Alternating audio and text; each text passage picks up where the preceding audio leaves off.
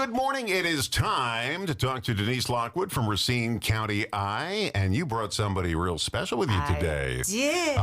A newbie who's at your brand new reporter. A new to us reporter. Right. People know him. He's been on the planet for a while. But yeah. A day or two. So I brought Grant Richey with me, and he is our Report for America Fellow, which means we were able to qualify for a grant to get a grant.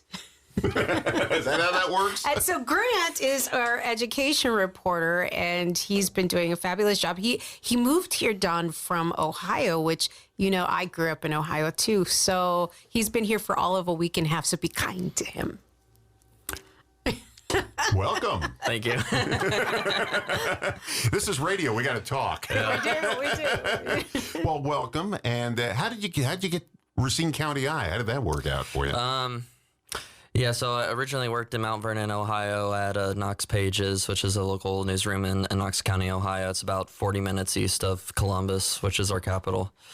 And was looking for a new job there. Worked there 3 years with Report for America. So my regional manager, Vincent from Report for America, he called me, and he brought up that there was an opportunity at Racine County I. And it all happened pretty quick. I think it happened that Friday, and then I got hired that Monday. So happened pretty quickly. So now you can be honest. Did you know where Racine was? No, I did not. No. Because when I first moved here from Atlanta, I had They said, "Oh, you're going to be near Racine." Yeah, where's that? You know what's funny is that, so I grew up about maybe half hour, 40 minutes from where Grant was, and my ex-husband said, "Hey, I want to move to Wisconsin." I was like, "Dude, what's in Wisconsin besides more cows?" Like, we have all of the cows here. We don't need more cows. And he's like, no, it's a really nice area. I think you should take a look at it. And I was like, all right, fine. And I fell in love with Racine. Look at you. I know. Very mushy. 35 years later. Okay, so you got the job at Racine County I. Mm-hmm. Did you know exactly what it was? Because it's not a newspaper like the old print and newspaper. It is the newest form of news gathering because newspapers are still valuable, but they're not the future. This is the future, online news. Mm-hmm. So did you know what you were getting into? Yeah. It seemed it's pretty similar to what Knox Pages was when I worked there for 3 years. All digital. No. Digital. That was the word I was looking for. There you go. No paywall, things like that. So it was a pretty smooth transition from my previous job to this job that I kind of knew what I was getting into. So why journalism? I asked him that same question. I mean, I know why I took radio because I didn't want to work for a living and deal with the public. Yeah. So I know why I took this job. Uh-huh. Why did you take journalism? Part of it is not having the same routine every single day. There's like something new every single day. You're talking to different people, writing a new story. I did like writing, but I didn't want to be like an author, write books or anything like that. So, always liked asking questions too, and kind of letting people know what's going on in their community too, and kind of unearthing some stuff. That gets me excited doing that. So I would say that it's that hodgepodge of things. Do you like digging up the dirt? I mean, that one story where you say, "I got them. They were lying to me all along," and you get to print the paper like Watergate. And I'm sorry, did I use a reference that was maybe a little too old? I know what Watergate is. the Lincoln assassination. Did you? I mean, do you want to get that scoop? Yeah. Do they still use that word, scoop? Yes. Okay. Yeah, I think journalists, you're lucky to have a few of those in your career. Those big stories. Yeah. And but yeah, it's like part of the excitement, like having going from like a meeting and having a big story, or getting like your records request fulfilled and scouring through that and trying to find something from that. It's pretty exciting. Now you're working on education, yeah. But there's a story you're working on right now.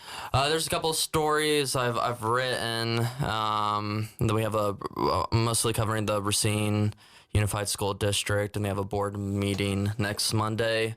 They're going to be looking at some pretty significant legislation, I guess you would call it, some solar panels they're thinking of approving for the district, and some other things there. But yeah, I've written a couple stories so far. Well, your boss over here, Denise, was working on one for the Raymond School District. That was a big story. That went on for quite a while. It's still going on. So what's the latest on that? So actually, Heather Osiambi is working on that. We're really monitoring things and looking for financial responsibility. Are they going to be okay, right? Because they were facing a significant shortfall in their budget. And we want to make sure that they're looking at things critically, but also making sure kids get what they need. So they're going to have some staffing issues. This is not a big school district, but they really needed to understand like their purpose and make sure that they're focused on the things the financial solvency of the school district is something we're continuing to monitor. I only had to deal with a school board once. It was up in Brown Deer. You know what that is? You loved it, right?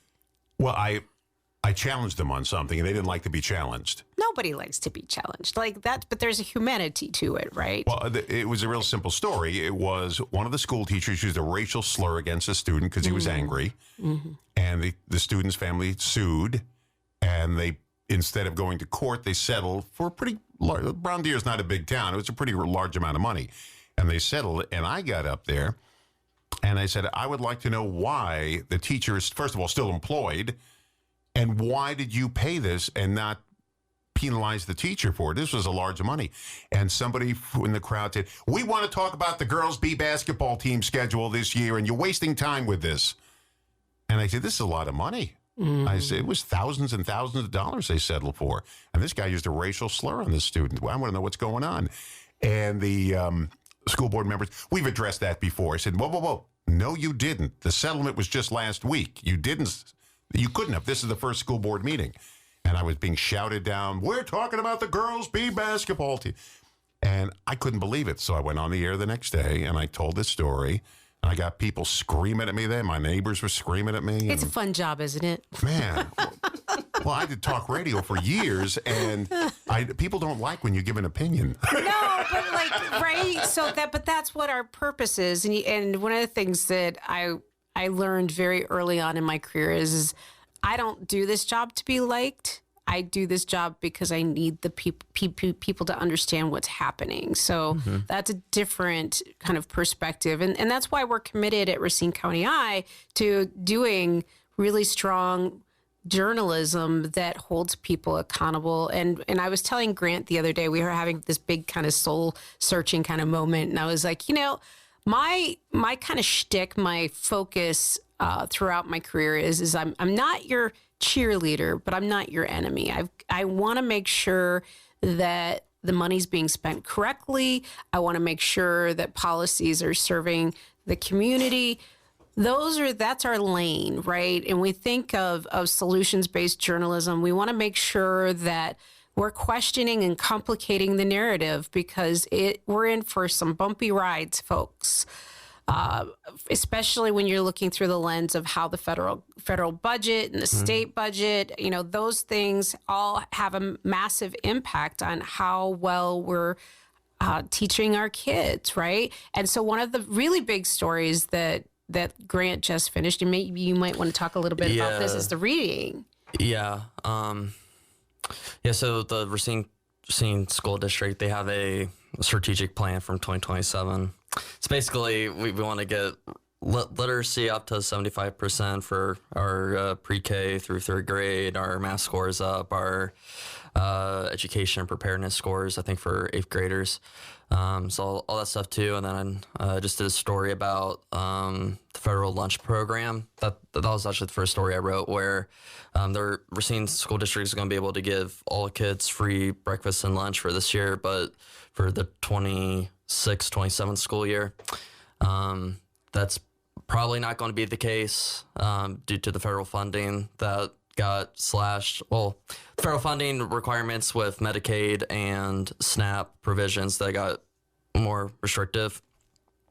And so part of that federal breakfast and free breakfast and lunch is part of that. You have to have those requirements. And so they're likely not going to be able to serve free breakfast and lunch to all kids.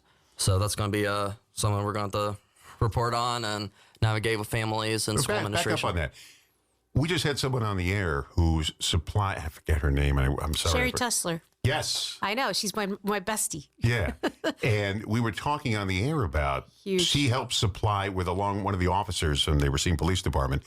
They supply at the cop house breakfast during the summer, breakfast and lunch for these kids. They come from poor families, and during the school year, they get their breakfast and lunch. Yeah. But when it's summertime, schools are closed, so they offer the lunch program. Right, and that's it. That is a huge challenge because, and one of the things I oftentimes do is I kind of watch how people talk about story.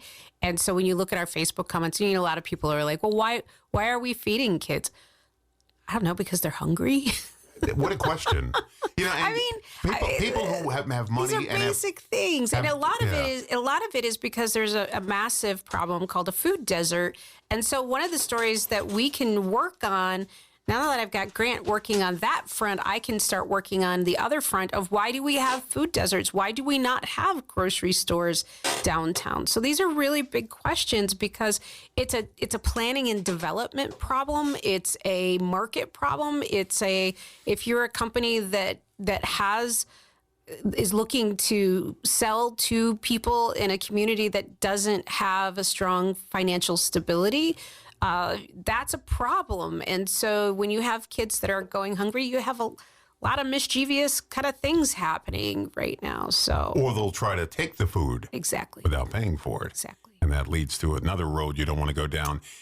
But I was shocked when I never thought about that because people whose refrigerators and cupboards are stocked, you don't think about people being hungry.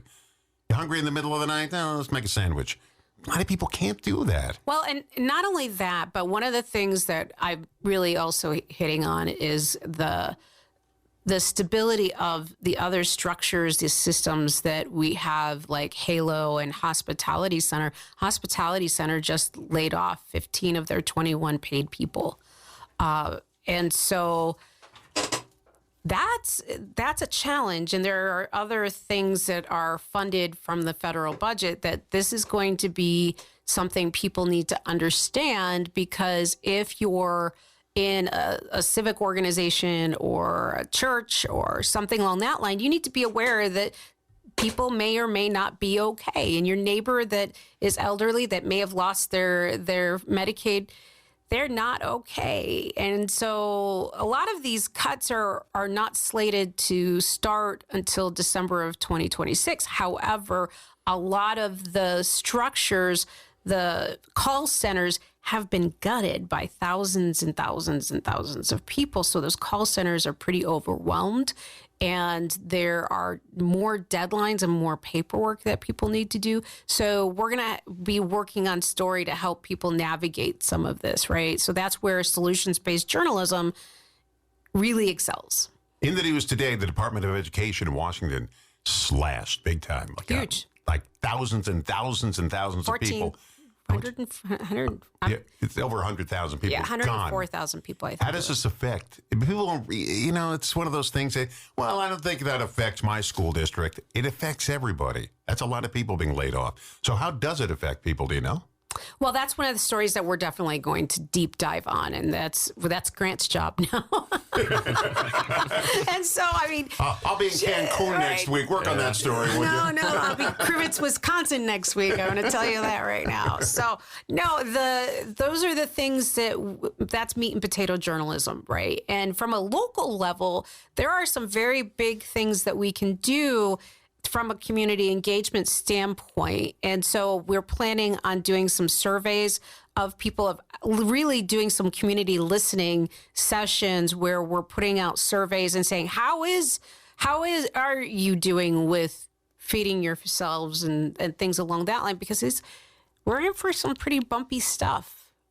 And I'm really wanting to make sure people are going to be able to stick together, and I don't care how you voted, people. I don't care how you voted. But these are things that are really important to the viability of our community, because if you don't have people eating well, you don't have people living well and being healthy. And we haven't even talked about healthcare, but that's a whole nother subject. So I'm amazed that your grammar is so well when you speak, because I hear kids speaking today And I was somewhere, I won't say where I was, but I was there and a young girl was speaking, and I was counting on my fingers how many times she used the word like.